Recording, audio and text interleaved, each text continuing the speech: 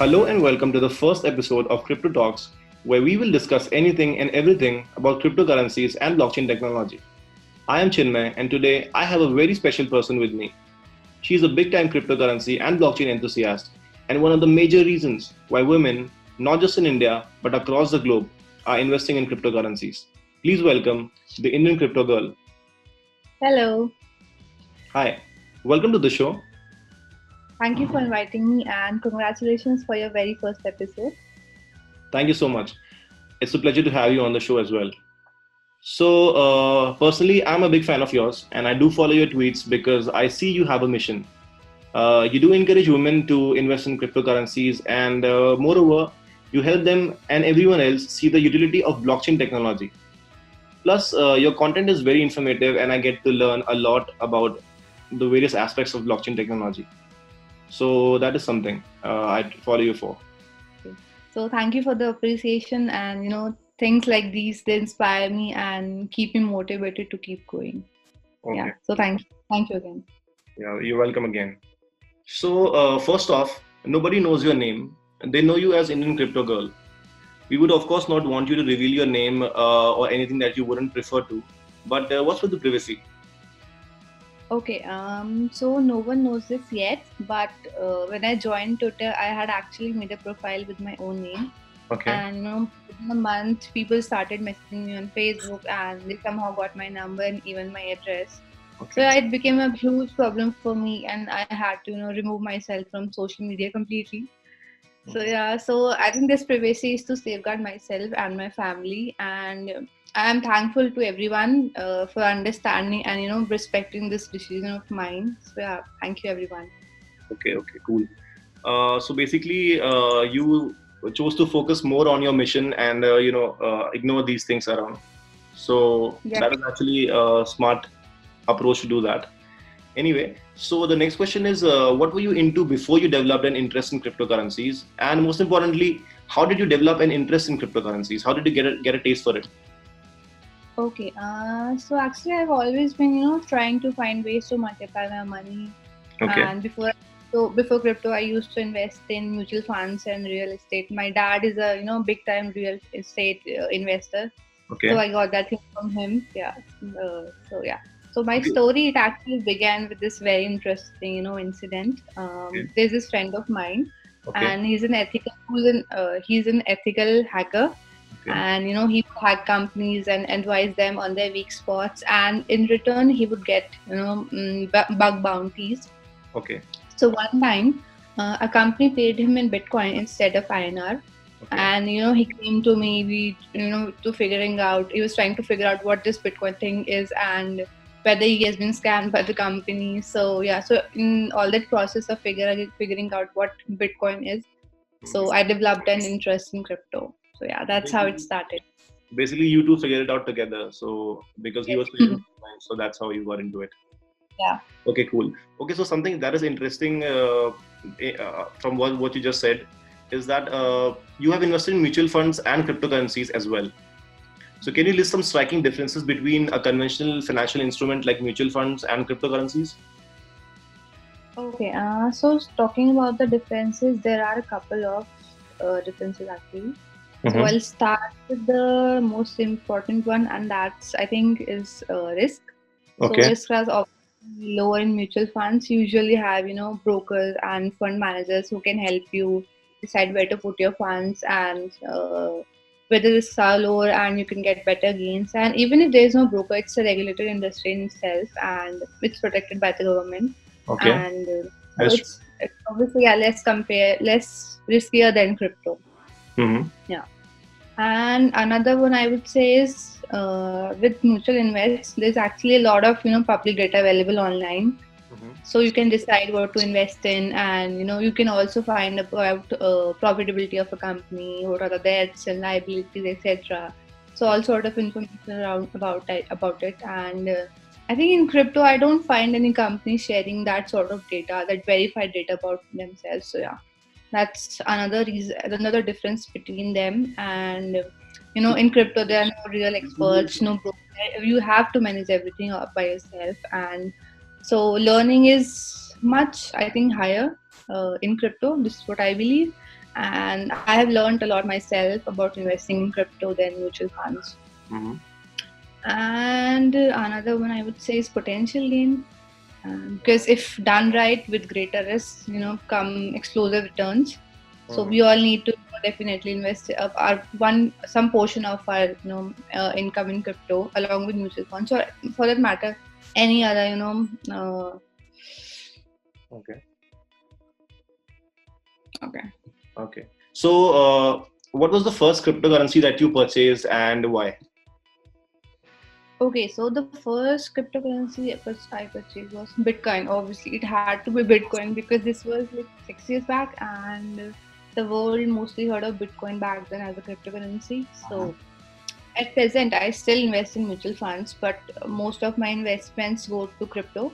Okay. And if you would ask me why, I'll say because the kind of utility Bitcoin brought was very unique, and it literally rediscovered how we know money today. And I think that's the most lucrative thing. It allows you to have complete control over your money, and Correct. You control your your money. money. Your money is After your all. money. You don't owe the government to protect your money, or you don't need their bank wallets. If you own your money, that is completely yours. So that's something that is very Yeah. unique about Bitcoin. So as this show is about discussing with the experts, I think your opinion matters here a lot. So I would like to know your opinion on certain things related to blockchain and cryptocurrencies. So my first question on this in this regard would be, what do you think about government stance on cryptocurrency, given that the government has mostly been negative about bringing cryptocurrencies to mainstream financial systems? Okay. Often mentioned this on my Twitter handle that government will, eventually they'll realize that this monster cannot be stopped, and countries have tried and failed. For instance, if you talk about Iran, they have reversed their crypto ban recently for this very same reason, Mm-hmm. and just let them be reluctant, let them take their time, but in the end, crypto will be good. Let's say cryptocurrencies achieve legal tender in India today, and in that case, where do you see Indian financial system after 5 years? Okay, interesting. Okay. Blockchain is already, impacting the financial system with top banks supporting it and using it already. And with crypto being accepted, it will simply, add fire to the fuel, and will get a transparent, secure, extremely fast, interconnected, and a very efficient system, which will be one of the best in the world. Yeah. Yeah, that is actually, I would totally agree with that. Let's talk about your mission. There's no doubt about the fact that you are an influencer on Twitter and a role model for women who want to understand and then invest in cryptocurrencies. So let's talk about your persona on social media. So the first question on that would be, how do you decide which blockchain projects do you sponsor? Chinmay, if you look at my Twitter handle, Okay. you'll find that less than 1% of my tweets are sponsored tweets. Okay. And even if they are, I usually leave a hashtag sponsored in the tweet to inform my audience that it's a paid tweet. So yeah. Also, so basically you make sure they know what they're reading, what kind of content they read. Yeah. Okay. No reading in between the lines. Okay, so you're like very direct about that. Great. Yeah. But then the next question arises is that how do you ensure your fans are receptive to sponsored content? Okay. So before I promote anything, I talk extensively with the team to ensure it's not a scam. And it's something my audience would be interested in. So yeah, those things is what I focus on. So okay, so you mentioned the word scam. Based on what parameters do you make sure a particular blockchain project is not a scam? How do you check the integrity of it, basically? So I'll check the LinkedIn profile of the team and what is the real working product, and the token metrics and the roadmap. What are the plans about what are the future plans about the product? And then lastly, I would ask myself if I would invest myself in this coin or not. And so yeah, common sense. That's pretty much about it. Okay, great. Okay, so this is about one of your tweets. In a recent tweet, which was also covered by Al Jazeera, which is a news channel somewhere in Middle East, I think in Qatar. In that tweet, you talked about the challenges you face at encouraging women to invest in crypto, and you mentioned lack of awareness being one of them. Apart from your mighty Twitter handle, what other plans and strategies do you have in mind to overcome this hurdle, given that the difficulty in reaching out to your followers has reduced noticeably since digital media happened? Okay. So no strategies as such, but I try to do whatever I can, however I can help. Mhm. And I share blockchain job opportunities with all my female friends because that's the highest form of involvement you can have. Right. And because when they start working in this industry, they automatically get deeply involved. Mhm. And just by talking about Bitcoin at lunch, I have got 7 girls in my office addicted to crypto. So and that's easy and super cool. So just start the conversation whenever you get a chance. Okay. So that's simple. And Okay. I'm also planning some female meetups in the future. But before I start, I want to ensure that there is a safer, regulated crypto environment. Mhm. Okay. Okay. So, going by your tweets and your answers, you seem quite aware about the advancements in general atmosphere surrounding cryptocurrencies and blockchain. So, would you like to recommend some legitimate sources to our viewers so that they can follow and efficiently avoid hoax and rumors in the cryptocurrency and blockchain ecosystem?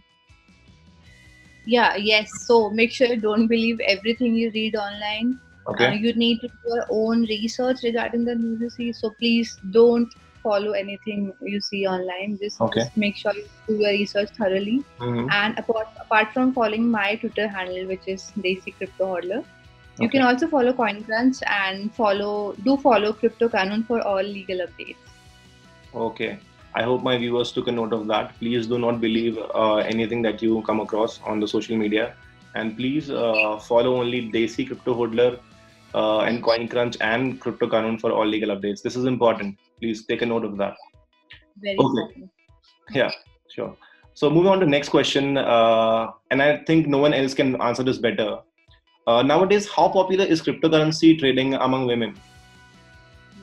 Okay, so today I was reading this very interesting report published by CoinDesk, Okay. and it said that only 4% of crypto investors are women, Mm-hmm. which is a very low number. So it's no secret that crypto trading isn't popular among women. Okay. But if you talk about countries like UK, US, and Canada, and Mm-hmm. I see more women involved in crypto meetups, trading, and investing. Okay. And I think that's because these countries have regulated crypto and provided a safer environment, which is not the case with us till Mm-hmm. now. Mm-hmm. So the next thing I think India needs is to regulate crypto to ensure both men and women invest more confidently.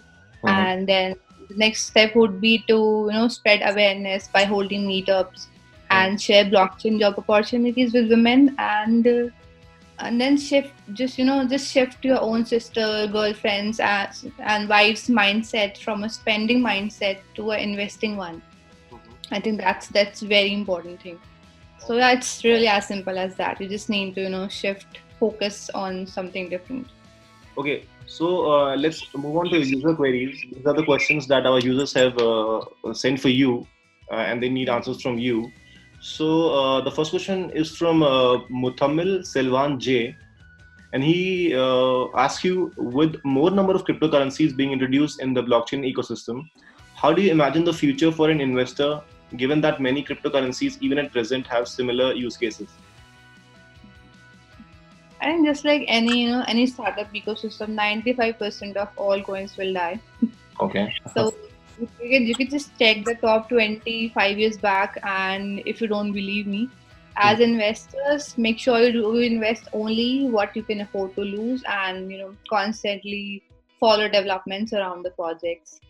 Okay, so that's a very, I would say, very, very particular and smart advice that only invest the amount that you can afford to lose. Don't put your salary or don't get greedy about it.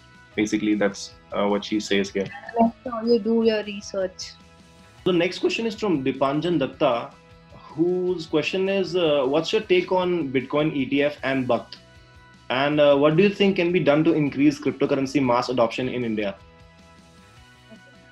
Apparently, contrary to popular belief, Mm-hmm. I don't think we need ETFs and BUCT. And people used to say the same thing about Bitcoin future. While these things, they do help create more applications and utilities, but in the end, crypto will flourish when it's easy for the common man to learn and to use crypto in his daily life. True. Our True. parents use ATM cards now, and but I'm not sure whether it will be easy for them or for them to buy or spend with crypto.